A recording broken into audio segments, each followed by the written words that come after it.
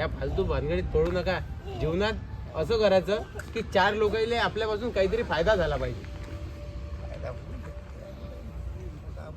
हा योगेश आहे, याचं सगळं बरोबर आहे, घरचं बिरचं सगळं बरोबर, पण त्याच्या अंदर एक किडा आहे समाजसेवेचा.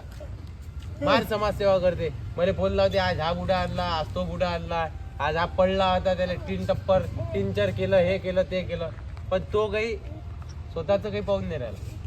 काहून तर ध्येय वेळा आहे तो, त्यानं त्याचं ध्येय पकडलं, त्याला काय करायचं आहे आता एवढंही होऊन काम झालंय त्याचं. शेवटी काय भाऊ, आपल्या हाताला गाडगेनगरला गेलो, इथेही आलो, एवढं होऊन जर आपल्याला नसलं तर आपण काहीतरी का आता वाचायचं नाही ना, असं थोडी असते. होईन ना काहीतरी, जीवनाचा एक टर्निंग पॉईंट येईनच.